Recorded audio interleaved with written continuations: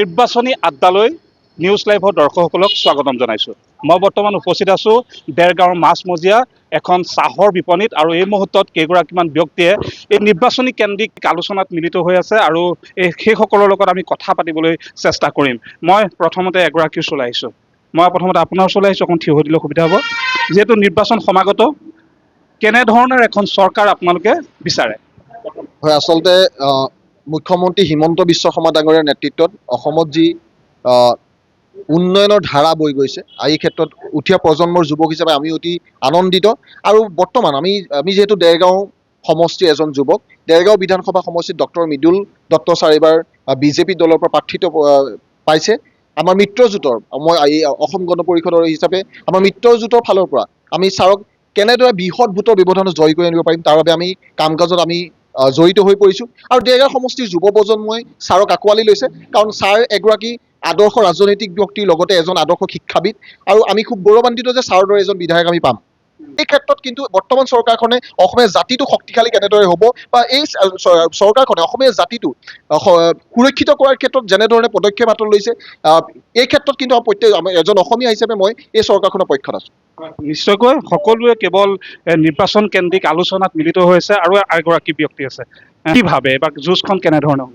আচলতে ডক্টৰ হিমন্ত বিশ্ব শৰ্মা নেতৃত্বাধীন বিজেপি মিত্ৰজোঁটৰ যিখন চৰকাৰ, সেই চৰকাৰখনৰ যি উন্নয়নৰ আপোনাৰ অবিৰত যাত্ৰা, সেই যাত্ৰা অব্যাহত ৰাখিব। পুনৰবাৰ অসমৰ ৰাইজে বা দেৰগাঁৱৰ ৰাইজে এইবাৰ মিত্ৰজোঁটৰ পক্ষত ভোট প্ৰদান কৰিব। আপুনি কৈছে যে কংগ্ৰেছৰ সবল প্ৰাৰ্থী, আমি সবল বুলি ভবা নাই। আমি যিদিনাখন আমাৰ ডক্টৰ মৃদুল কুমাৰ দত্ত ছাৰে মনোনয়ন পত্ৰ দাখিল কৰিছিল, সেইদিনাখনে হয়তো আমি বিজয় সাব্যস্ত কৰিছোঁ।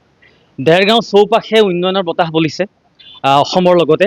আৰু ডক্টৰ হিমন্ত বিশ্ব শৰ্মা ডাঙৰীয়াই সমাজৰ শেষ স্তৰ ব্যক্তিলৈকে যিদৰে উন্নয়ন কৰিবলৈ সক্ষম হৈছে, আবাল বৃদ্ধা বনিতাৰ পৰা শিক্ষিত যুৱক যুৱতীলৈকে যেনে সকলোকে উন্নয়নে স্পৰ্শ কৰিব পাৰিছে। পুনৰবাৰ আমি বিশ্বাসী যে অসমৰ নতুন প্ৰজন্মই প্ৰত্যেকজন আবাল বৃদ্ধ বনিতা সকলোৱে পুনৰবাৰ বিপুল ভোটেৰে অসমত বিজেপি চৰকাৰ প্ৰতিষ্ঠা কৰিব। দেৰগাঁৱত মৃদুল কুমাৰ দত্ত ডাঙৰীয়াই বৃহৎ ভোটত বিজয় সাব্যস্ত কৰিবলৈ সক্ষম হ'ব। কংগ্ৰেছৰ প্ৰাৰ্থীগৰাকী?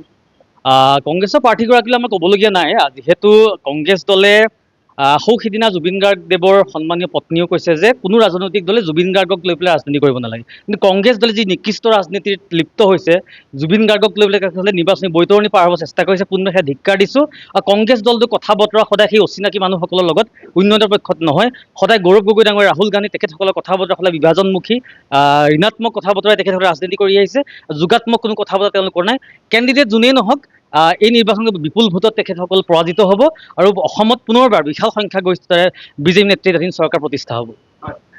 এই মুহূৰ্তত আন এগৰাকী সচেতন ব্যক্তিক লগ পাইছোঁ। কি ক'ব, যিহেতু নিৰ্বাচন সমাগত, সকলোৰে মাজত উৎকণ্ঠা বৃদ্ধি পাইছে, এগৰাকী দেৰগাঁও সচেতন ব্যক্তি হিচাপে কেনেধৰণৰ এখন চৰকাৰ বিচাৰে?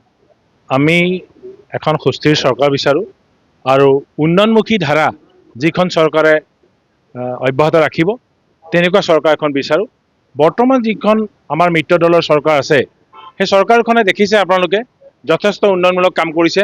অসমৰ যশস্বী মুখ্যমন্ত্ৰী ডক্টৰ হিমন্ত বিশ্ব শৰ্মাই অসমখন আগবঢ়াই নিয়াৰ ক্ষেত্ৰত যথেষ্ট কষ্ট কৰিছে। ভাৰতবৰ্ষৰ 5খন ৰাজ্যৰ ভিতৰত, শ্ৰেষ্ঠ ৰাজ্যৰ ভিতৰত অসমখনক জিলিকাবলৈ তেওঁ অহৰ্নিশে কাম কৰি আছে। আপোনালোকে দেখিছে আমি যিখন হোটেলত আজি বহি আছোঁ চাহ খাবলৈ, আৰু সেই হোটেলখনৰ কাষৰ পথটোৱে হ'ল হেমচন্দ্ৰ গোস্বামী পথ।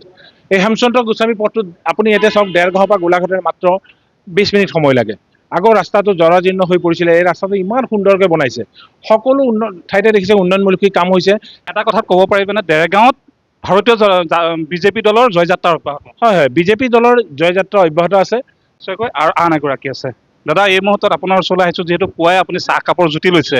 কি ক'ব, এইবাৰ দেৰগাঁৱৰ এগৰাকী আপুনি সচেতন ভোটাৰ হিচাপে এইবাৰ কি আশা কৰে? চাওক, মই দেৰগাঁৱৰ এজন সাধাৰণ জনতা।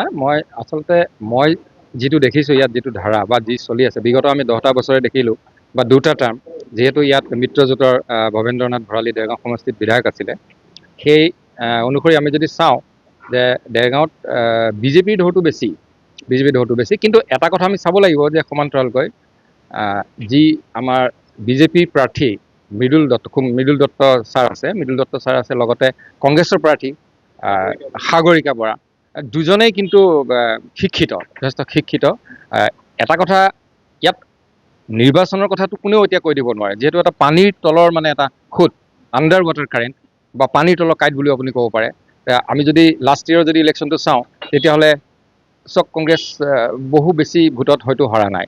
তেনে ক্ষেত্ৰত আচলতে আমি কৈ দিব নোৱাৰোঁ এতিয়া। এখন যুঁজ হ'ব বাৰু। এখন কিন্তু যুঁজ হ'ব আৰু যুঁজখন কিন্তু লক্ষণীয় হ'ব দেৰগাঁৱত, মই সিমানেই ক'ম।